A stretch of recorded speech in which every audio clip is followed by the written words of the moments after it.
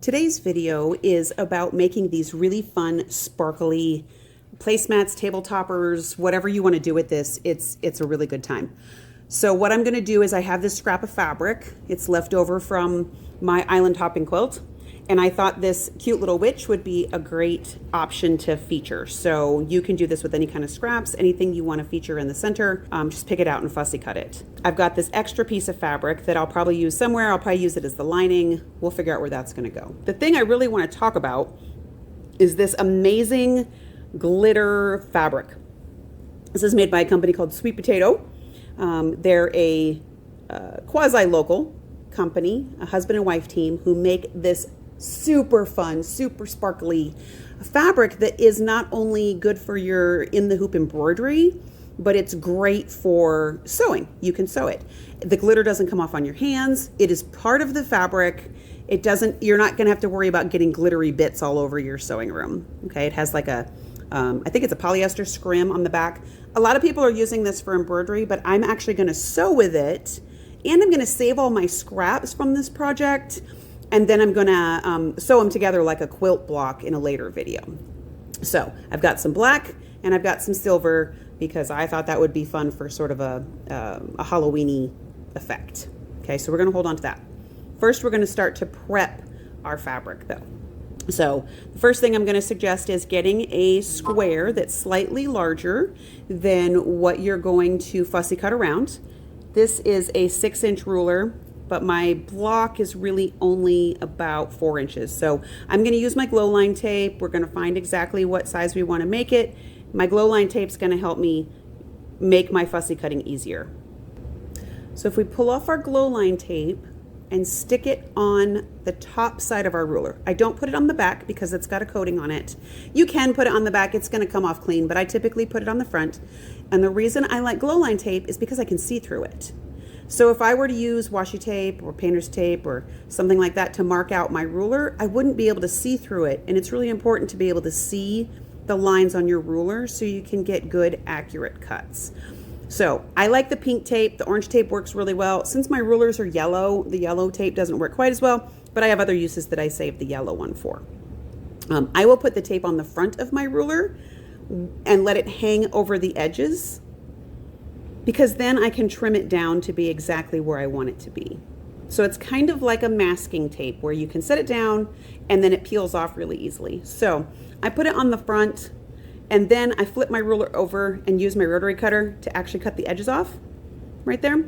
So then I don't have sticky bits that might get stuck on things. I could fold it over, but again, I prefer not to put the tape on the back side of my nonstick ruler because I don't want it to mess up the coating. So now we are ready to fussy cut our 5-inch square. Now, if I want to mark the middle of my block, I can also use the tape for that. The middle of my 5-inch square obviously is 2.5, so I put the line on the ruler and then mark my center point, and now I know exactly where the center is. So now with the center marked in the middle of my ruler, I know where I want to line it up on top of my witch here.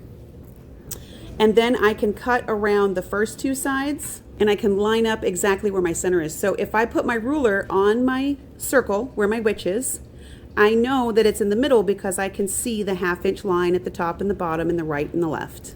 I cut my first 2 sides off the right and the top because I'm going to actually rotate the ruler to cut the other side. So I turn the whole piece of fabric around so that I know I have it lined up. Then I can turn it around and line up my pink tape on the fresh, clean cuts that I have and cut the other 2 sides. So there's for some fun fussy cutting.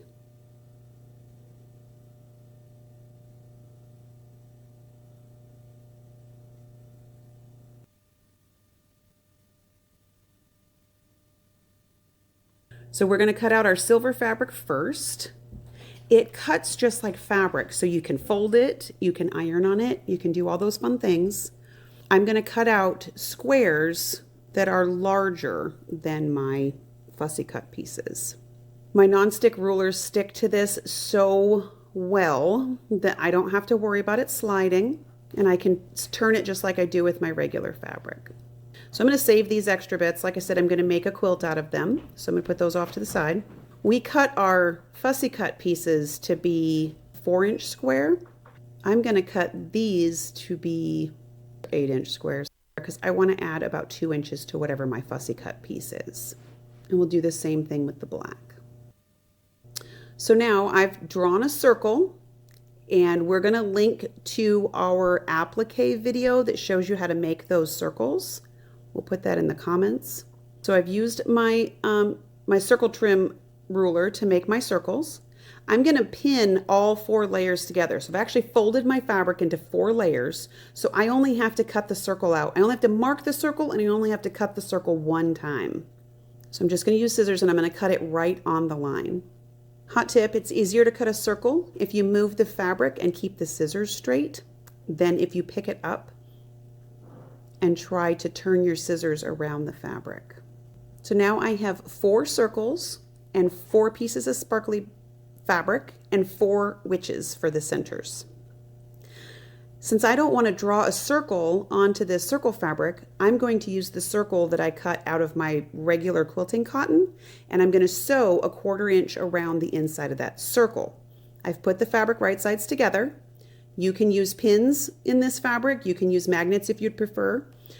Clips tend to get in the way a little bit, so I prefer pins. But we're going to sew our 1/4 inch seam allowance right on the inside of our cotton fabric.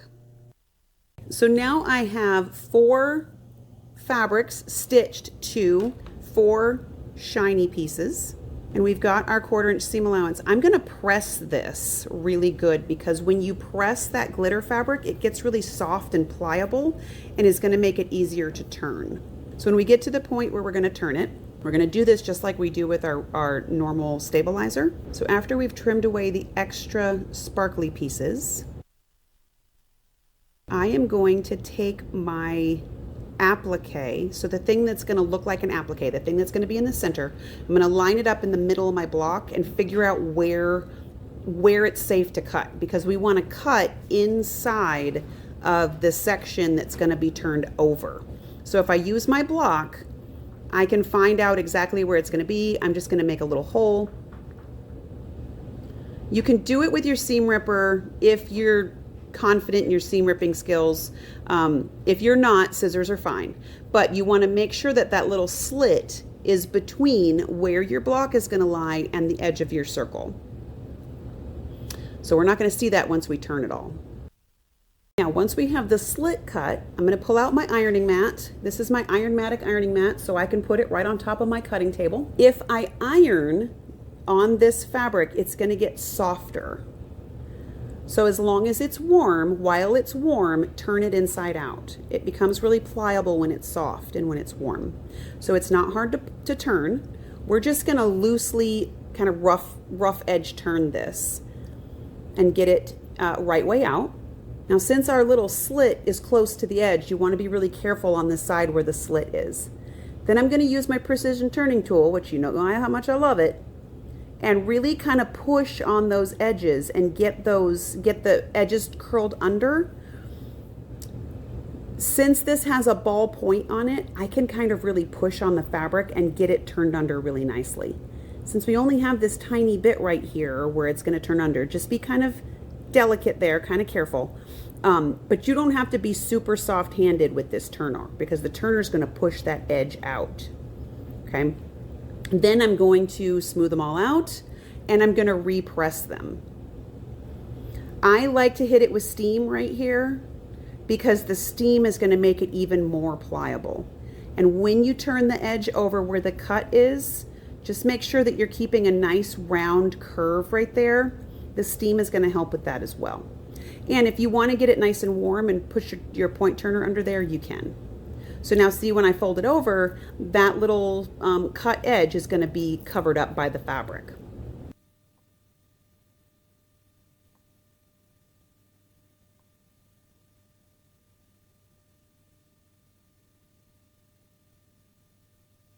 So once we have them all pressed, all 4 of them are nice and happy and flat and steamed and relaxed. Now we're going to sew them to each other. So if I pull out my applique center and line it up in the middle, I want to make sure that the corners get really close to the bottom edges. This fabric kind of blends in together so you can't entirely see it, but when you roll the edges over, they're going to go to the edge of that fabric. it's only one layer of fabric. So if you have to fold the applique over just a little bit to get your side pieces turned under nicely, that's okay. It's not really going to hurt anything. But you do want to get those corners to fold really, really kind of tight. You don't want to have a big opening in the corners. So I just kind of lay them all over and finger press them and see where I want them to live. Then I'm going to iron it again. If you're not sure if your centerpiece lines up perfectly, just measure it and see where it all goes. And if it's not, like I said, if it's not absolutely 100% perfect, it'll be real close. So once we know where the appliques are going to live, I'm going to join my pieces together. I marked mine with a heat away marker. You can do that. You can use chalk, depending on what color you're marking on, just something that you can see. Then I'm going to match two colors together. So I'm using the silver and the black, and I'm going to put them together and then sew them along the line that I marked. So now I have two pairs that are sewn together. Make sure you backstitch at the beginning and the end, because you're going to kind of fuss with this a little bit and you don't want your seams to come apart. So now when I open them up, I can finger press this middle petal, okay, and make sure that it looks like it does. I already think this looks so cool. And then I'm going to press it and I'm going to hit it with steam, because again, that's going to make the fabric really pliable and soft. And now we've got our first petal made. So I do that twice and make two that look like this. Now we have these cute little figure eights. We're going to do the same thing, joining the other side together, but now we have two. So you can sew directly across, or you can stop in the middle depending on how your fabric lines up. But you want to make sure that your edges are lining up really nicely. And if they don't quite line up, you can force them to match. You can get them where you want them to go and then pin them down in place. You know, I always say fabric is fluid. Put it where you want it to be before you start. And make sure your seams line up as best you can. When you're dealing with circles, there's a little bit that you just kind of have to fudge. Now, if you have one side that lines up better than the other, use the side that lines up better to sew, and let the other side be on its own, because then you don't have to line everything up. It doesn't matter that much, but that's an option. Now, see, I backstitched at the beginning and at the end. Make sure you get any of your loose threads out. That way it's going to be super secure, and when we press it over, it'll make a whole other petal. So just like we did before, we are going to open them up and steam them flat. Now you can just leave it like this if the highlighted fabric underneath is pretty, or you can put your applique inside. I'm just going to use a bit of a glue stick just to hold it in place, just for the time being. You don't have to glue it to death, but I do want that corner on the inside to really stay in place. So I'm just going to put glue in that corner so that it sticks down. Again, if you have to fold the fabric over a little bit, it doesn't really matter. That's all okay. You just want that to stay in place without using the pins for that part. Now, when we fold it over, it's going to make sort of a little envelope that holds the piece down. So I'm going to envelope, for lack of a better word, all four sides. I'm going to steam it down again. And the steam is going to help it hold the shape so that when I go to top stitch it, it will all stay in place where it's supposed to go. So once we have all four sides pressed over, we're going to top stitch this.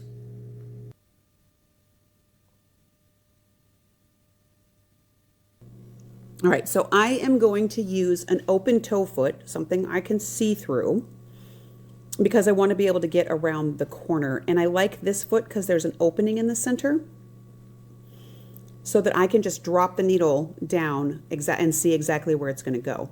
I'm using a black thread. I had to choose between either black or silver, and I thought black was easier. And all I'm going to do is stitch really close to the edge of it around those corners.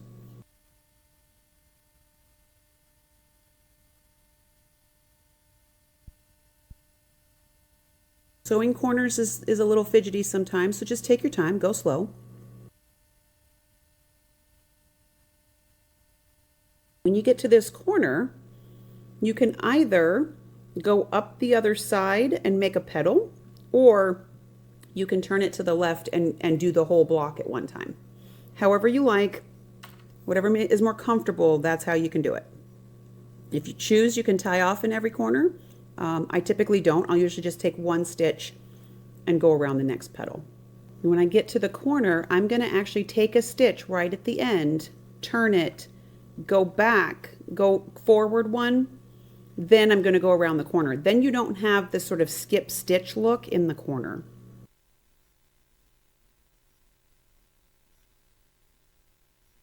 When you get down to the finish part and you get to the middle and there's lots of layers to get through, just take your time, stitch it down as easily as you can. You may pick that fabric. If you have fabric laid on top of each other, you can pick it up and sew it first. You can stitch over the top part.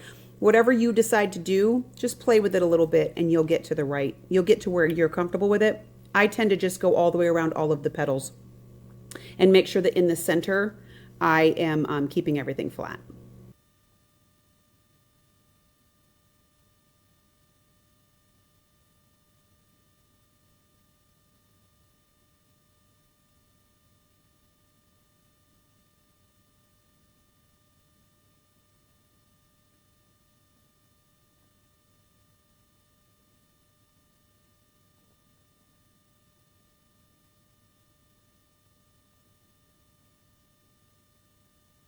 All right, so now we have all of our pieces top stitched.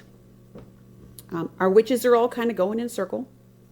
And on the back, you can see that it kind of looks a little bit quilted. So I'm just going to trim off any threads that I have left.